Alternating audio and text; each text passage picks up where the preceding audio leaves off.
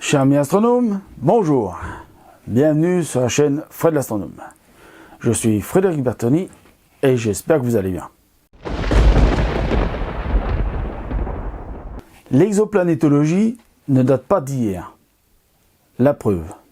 Vers 610-546 avant JC, l'invention des autres mondes. Selon le philosophe Anaximandre de Milet, plusieurs mondes peuvent se trouver simultanément dans l'apérion, l'infini en grec. Vers 460-370 avant JC, le monde infini de Démocrite. Pour Démocrite d'Abdère, il existe dans le vide un nombre infini de mondes dont certains diffèrent totalement d'une autre.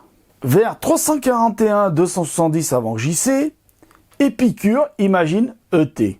Épicure reprend l'idée de Démocrite, des mondes multiples peuplés, selon lui, de vivants très différents de nous.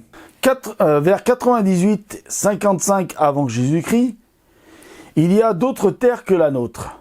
Épicurien Lucrèce écrit « Il y a dans d'autres régions de l'espace d'autres terres que la nôtre et des races d'hommes différents et d'autres espèces sauvages. » 1401-1464, la renaissance de la pluralité des mondes.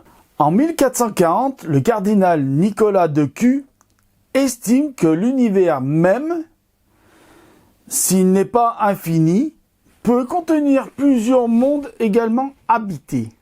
1600, un martyr de l'univers infini. Le 17 février 1600, Giordano Bruno est brûlé vif à Rome pour avoir défendu l'idée d'un univers infini peuplé d'une pluralité de mondes.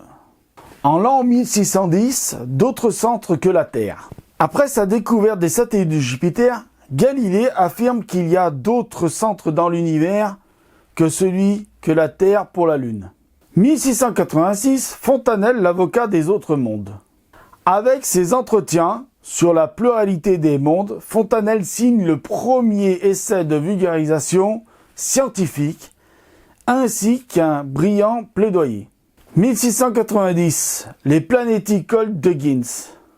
Christian Huygens affirme que les autres corps du système solaire, à part la Lune, sont probablement habités. Il les appelle, ses habitants, les planéticoles. 1752, Microméga et ET avant la lettre. 1752, Voltaire publie Microméga, un conte dont le héros voyage de planète en planète et rend visite aux terriens. En 1862, Flammarion vulgarise la pluralité des mondes. Camille Flammarion publie La pluralité des mondes habités où il évoque les conditions d'habitabilité des planètes du système solaire. 1855-1916, les canaux martiens de Percival Lowell. L'américain Percival Lowell reprend les travaux de Giovanni Ciarapelli et comme lui est convaincu, des Martiens ont creusé les canaux sur Mars. En 1924, l'armée américaine écoute Mars. Durant l'opposition de Mars, le professeur David Todd persuade l'armée d'organiser des périodes de silence radio afin d'écouter des signaux en provenance de Mars. En 1947, les ovnis débarquent. Le premier témoin recensé d'un ovni s'appelle Kenneth Arnold. Il affirme avoir observé le 24 juin 1927 9 soucoupes depuis son avion privé. En 1950, Fermi énonce un paradoxe. Si l'humanité est une espèce banale dans la galaxie, nous devrions déjà avoir reçu la visite d'extraterrestres. Où sont-ils ? S'interroge Enrico Fermi. En 1953, la soupe primitive en laboratoire. Stanley Miller produit des molécules complexes, briques constitutives de la vie en laboratoire à partir d'un mélange d'hydrogène, de méthane, d'ammoniac et d'eau. En 1960, SETI démarre.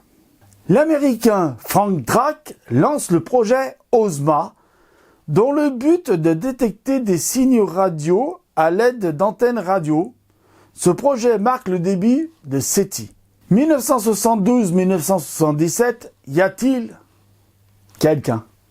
La tentative de communication avec les extraterrestres se multiplie. Les sondes Pioneer 10 et 11 emportent un message gravé. Voyageurs 1 et 2 embarquent des sons et des images. 1995, découverte de la première exoplanète. J'ai bien dit découverte de la première exoplanète en 1995.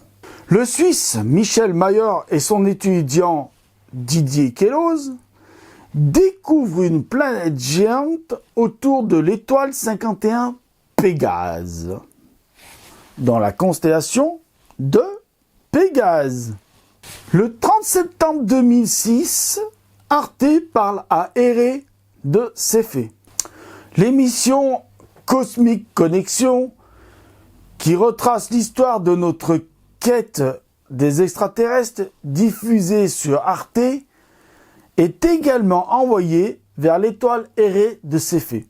Donc voilà, très cher ami astronome, cette très courte vidéo sur les dates les plus importantes de l'exoplanétologie, c'est-à-dire qu'elle ne date pas d'aujourd'hui. Vous voyez, ça remonte très loin, hein, très loin avant Jésus-Christ, hein, à peu près 600-700 ans avant Jésus-Christ. Et donc ça continue jusqu'à aujourd'hui. Et donc je me suis arrêté à la date de 2006 parce que la suite, ça demande des vidéos un peu plus longues et un peu plus précises sur chaque découverte qui ont été faites à la suite de 2006. Voilà.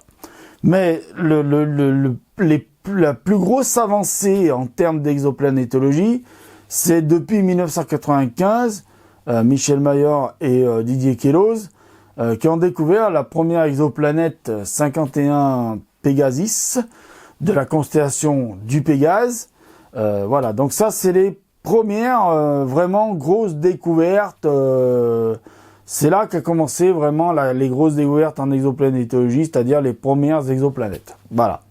Donc pour les personnages que je vous ai cités dans la vidéo, je ne sais pas si cette année j'aurai le temps, mais sûr qu'en la moitié 2018, je vous ferai une vidéo, à peu près une vidéo par semaine en mi-2018. Ça c'est sûr, parce que là j'ai trop de choses à vous préparer pour 2018. Sur chacun des personnages de cette vidéo qui sont intervenus dans cette vidéo. Donc chacun, hein, Didier Queloz, Michel Mayer, Didier Queloz, Fontanelle, Démocrite, et Épicure, et puis voilà, tous ceux qui ont participé à cette vidéo. Ils étaient tous là aujourd'hui avec moi. Bon, cher ami astronome, je fais pas plus long pour la fin de cette vidéo, parce que là, ça fait long. Vous voyez, des petites séquences très courtes. Donc voilà, je vous remercie de m'avoir écouté. Mettez plein de pouces en l'air, mettez plein de commentaires. Si ce genre de vidéo que je viens de faire vous plaît, ben, dites-moi-le dans les commentaires. Si ça vous plaît pas, j'en ferai plus de vidéos comme ça. Je ferai des vidéos comme je fais d'habitude, longues, très chiantes. Mais pas pour moi. Bon, elles sont pas pour moi, elles sont pas chiantes, voilà. Donc voilà, mettez plein de pouces en l'air, prenez soin de vous. Abonnez-vous, c'est gratuit, ça me fait plaisir. Je vous dis, prenez soin de vous. Mettez l'œil oculaire, il y a plein de choses à voir là-haut. Ciao!